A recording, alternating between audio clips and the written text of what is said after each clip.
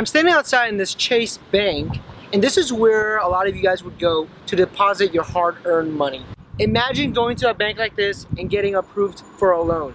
And after you get approved for that loan, the bank actually has to pay you to borrow their money.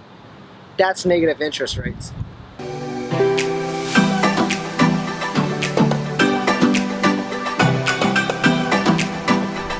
Whoa, whoa, whoa, negative interest rates? That's never gonna happen. We've never had it before, so why should we have it now? Well, actually, negative interest rates is more common than you may think. It's actually happening worldwide at this point. Countries such as Sweden, Denmark, Switzerland, and parts of Europe alone have negative interest rates. So the chances of negative interest rates coming to the US is actually on the rise. So first of all, what is negative interest rate? Before I go into that, I actually need to talk to you about what interest rate is and what it is currently. Back in the 1980s, the Federal Reserve actually had interest rate up to like 14, 16, 18% just to borrow money. Currently right now, it's up around about 4%. It's going down to 3.8, 3.7%. What's been going on is that the Federal Reserve have been raising interest rate this past year. But what happened is that for the first time this summer, they stopped raising interest rate and they actually changed their course of action. Now what they're talking about is decreasing interest rate to a 0.25% decrease, and some even say we may have a 0.5% point decrease of interest rate. So how does that go to negative interest rate?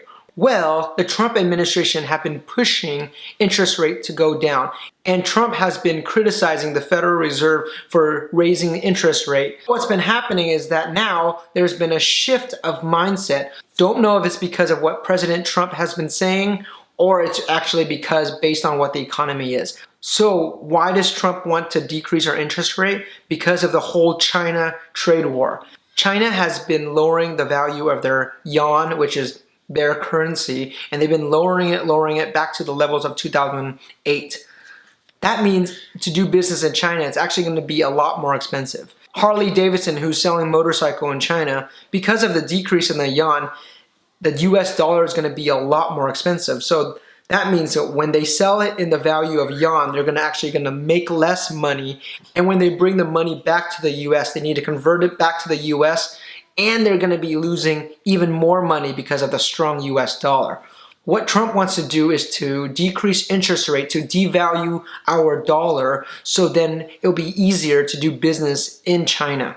Essentially, what Trump wants to do is get our interest rate as low as we can. And that's where the speculation of negative interest rate is arising. Worldwide, there's a lot of countries that have had negative interest rates, and some say that the US may be moving in this direction. Now you're saying that, wow, Jason, this is crazy. This is all speculation. You're actually looking at all this conspiracy stuff, and it's probably not going to happen.